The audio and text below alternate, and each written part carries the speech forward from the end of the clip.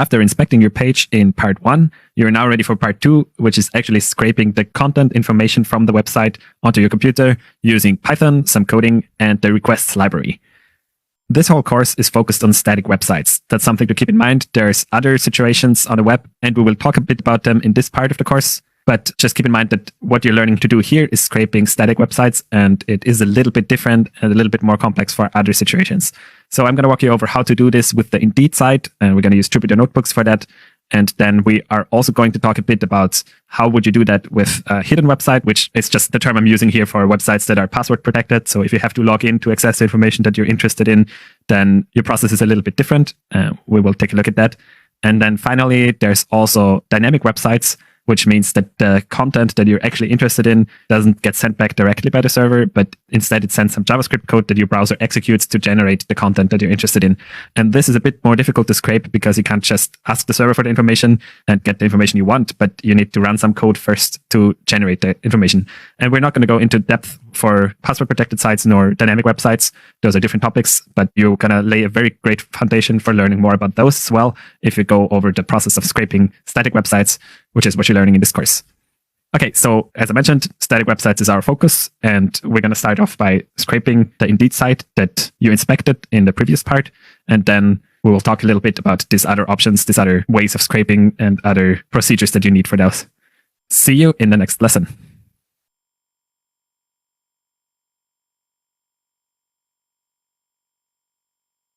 So let's scrape the website that you looked at before using Python and requests. For this, I'm heading over to the second Jupyter Notebook that's part of the contents in here. Keep in mind that you don't need to use Jupyter Notebooks. It's just for convenience. You can use any other text editor. And also we have courses and tutorials about using Jupyter Notebooks or other text editors on the Real Python side. Okay, I'm going to make some space here. And we don't actually need this page anymore, so I will close it out for now so that we can focus on this notebook here.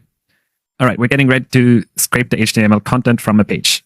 And we're looking at static websites. A static website essentially just means that the server sends you back the information as HTML, and there's no more processing necessarily that needs to happen for that information to appear in your browser.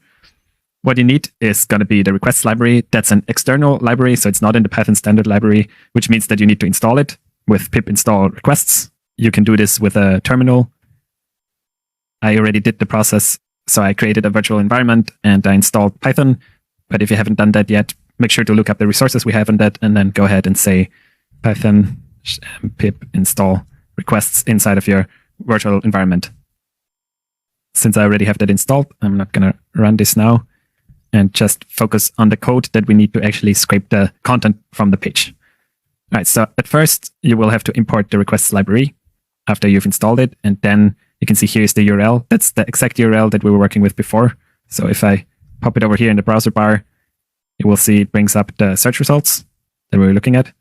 So this URL essentially encodes the information that we want. So I'm defining that this is the URL that requests is going to look at, and then I'm just going to say get the information from this URL. You can see requests has a really nice and intuitive API, the way that you write the code. And I'm going to save the HTML that I get back from here into this response object. So after executing this, you can see it takes a little while, and once it's finished, I can now run response.content, taking a peek at the content that we got returned from that page. So you see there's some HTML here. So this is just the start, starting off with the doc type declaration and then some parts of the head. You can also inspect this in a different way. This is going to be really long, so that's why I'm not showing the full thing. But let's say I'm going to go from 1000 to 2000. What's in there? You can see a bunch of JavaScript in here, because this site doesn't only contain HTML, but also some JavaScript that gets executed. So somewhere in here, in all of this code that we got returned, is going to be the information that you're interested in. But how are we going to find that? That's a different story. But for now, just keep in mind, so this worked. You have access to the data from over here. You got the content returned. And now, how are you going to find the specific information? You could do a string search, right? So you know you have access to all of this. So you could just use Python string method and say, let's find Python in here. And what you get returned is a location. So I can inspect what is at this location, and you can see that we're currently looking at the query parameters. So somewhere in here, probably at the beginning, well, we know it's the location 463. So I can say, give me 400 to 500.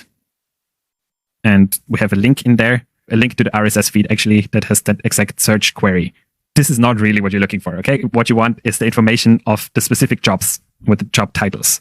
So yes, you can search for specific keywords like this using a string method, but it's not very straightforward. And you get an index out there. You have to look for that index. Also, this is the first instance of it that it finds, which is not actually what you're looking for. So it's far from ideal to extract information.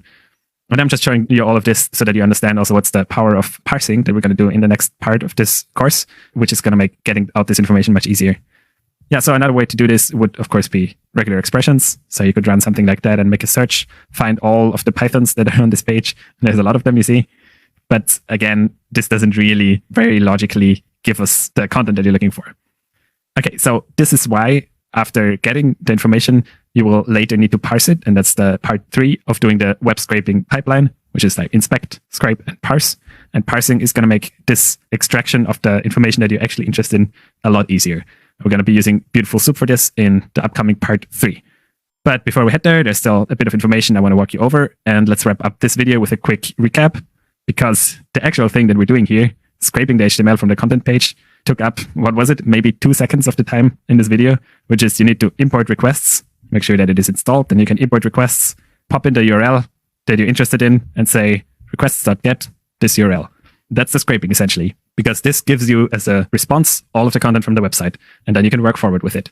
So the step of scraping using the requests library is really, really straightforward and easy, especially if it's a simple situation like here, where you have a static website that gives you back all of the information as HTML in one go without needing to log in and without needing to run any sort of JavaScript code to access the information that you're looking for. Okay, so requests is a very, very useful library for web scraping. The important parts here is you need to know the URL. You understand what this means, so you could also play around with this and put in something else, right? This is why it's helpful to understand the connection between the site content and the URL. And then you just run requests.get and save the output to an object. Then you can work forward with it. And that's essentially how you scrape a static website. Now, in the next lesson, we're going to look at hidden websites, what happens if the information is hidden behind a password, and how can you handle that. And we're going to walk over this on a high-level overview, but essentially we're going to keep working with the response that we got from this website here. See you in the next lesson.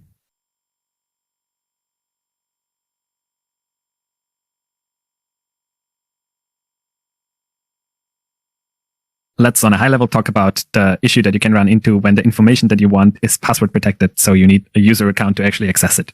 I'm calling this hidden websites here in this course. So back over in the Jupyter Notebook, we have a little section about that, which just exposes the problem here. You want to extract some information, but it's not actually accessible as it was with the Indeed page that you looked at before. You need to log in order to access it. So there are ways of doing this using requests, and they are actually pretty straightforward. You just need to provide password authentication, and Requests has great ways of doing that. And we also have a tutorial on how to do that. So if the information that you're looking to scrape is behind some password protection, then make sure to check these ones out. And here, I just want to show you the problems that you might run into. So GitHub has an API where you can get information about the different repositories that are on a user's account. For example, here's on my account, and I could get the information of which repositories are on there.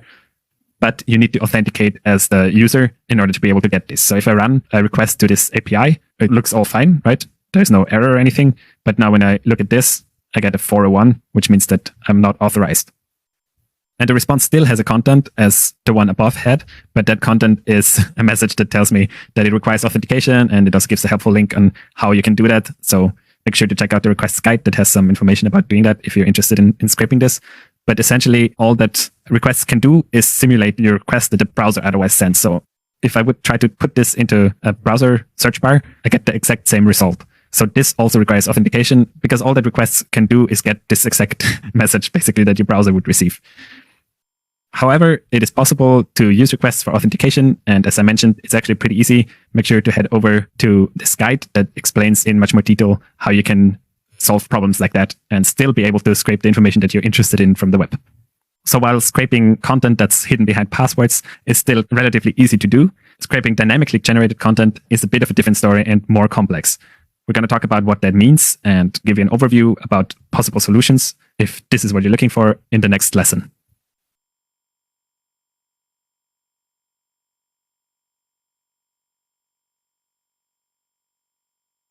Let's next look at scraping dynamic websites and some troubles that you might run into, and some maybe unexpected things if you've seen how easy it is to scrape the content of a static website. So what does it mean that content is dynamically generated from a website? If I try to sum it up, essentially it means that the server, instead of sending you back the actual information that you want, it sends you back some JavaScript code. And the reason for that is that it's just quicker to send just a bit of code that later generates some data inside of your browser rather than giving you all the information of the page. And this essentially outsources and offloads some of the computing power onto the browsers of the user that is actually wanting to access the data, and thus takes it away from the server of the web application that you're interacting with.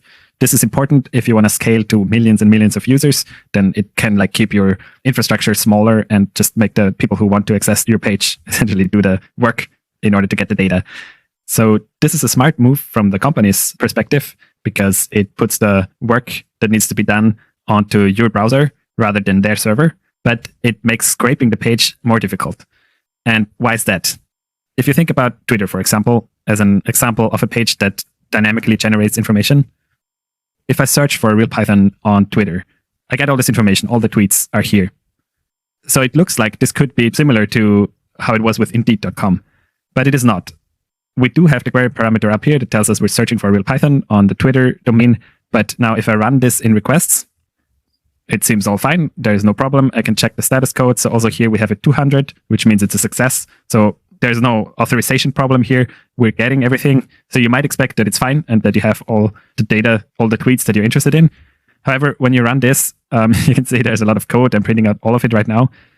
Feel free to look into this more, but I can also tell you that all of this stuff that's in here is just JavaScript code and some HTML and some CSS, but not the information that you're looking for. Because what it sends you back is this code stuff here that then your browser executes to actually pull the specific tweets and the information that you're looking for. So let's see, regex. If I go in here and I search for regex, that's just part of our notebook. But in all of this information here, I can't find this word, even though it clearly is part of one of those tweets. So the problem is that this information simply isn't there yet. All I'm getting with this long string of code is the instructions on how to fetch that information from the server and how to generate it using JavaScript and the computing power of your own browser. So I hope with this you can see that there's some troubles that you run into when the content is dynamically generated and you can't just simply requests.get the information, because the response that you get, even though it's all fine, it's not going to be the content and information that you're looking for.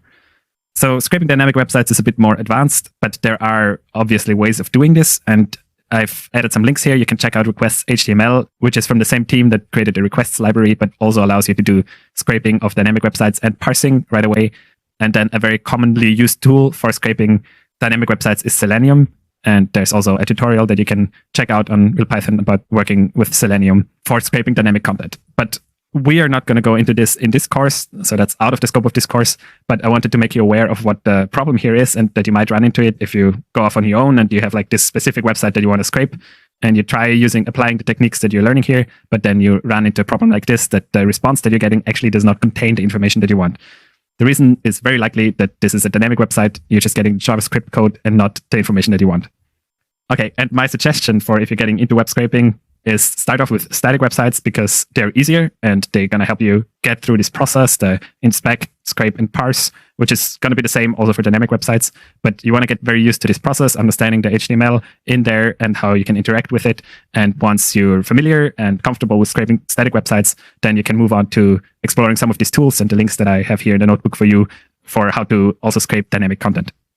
Okay, and that wraps up the short overview and intro to dynamic websites, and also brings us to the recap for scraping that you're going to see in the next lesson.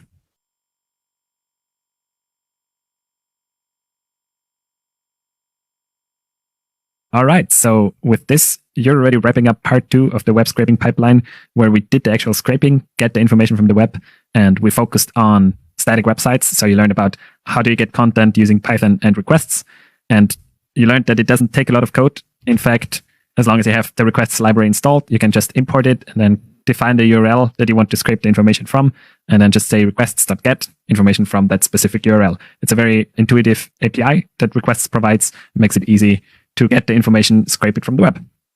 Then after this, we looked into other situations that are a bit more tricky than the one that's pretty straightforward with this Indeed.com website. What if your information is hidden behind password login? So it's your specific user information maybe that you want to scrape, and you're sending the request with requests, but what you get as a result is some error message that tells you that you cannot access this information without a password. So while we're not going over this in this course, the good news is that requests can handle this, and just go ahead and look at the resources and you can learn about how you can log in using requests and then still use it to scrape the information from the website. And then we looked at the slightly more tricky situation when the information that the browser sends back is not actually the HTML and the information that you want, but instead it's a lot of code without the information that you're looking for. And you look at it for a while and then you realize it's JavaScript, but it's not that bad. But what you have to understand for scraping dynamically generated content is that requests alone can't do it. So you can always just get the information that the server sends you back with a request. And in the case of dynamically generated sites, this is just going to be JavaScript code, not the information you want. So requests alone can't do it, but Selenium can. And there are some links and there are some resources on scraping dynamic websites. I would consider this an advanced topic. So if you're running into the situation that you want to scrape a site that doesn't send you back the information directly, but generates it dynamically, then I would put this a bit farther down the line. First, learn how to do the static scraping and then move on to scraping with Selenium. And that about wraps up part 2, where you learned about how to scrape content from the web, focusing on how to do it for static websites and giving you some outlook and tools and explanations on where you can look if you have some more challenging examples, for example, password protected websites or also dynamically generated content. See you in part 3, where you will learn about how to parse the information that you just scraped and actually pick out the pieces of information that are interesting to you. See you in part 3.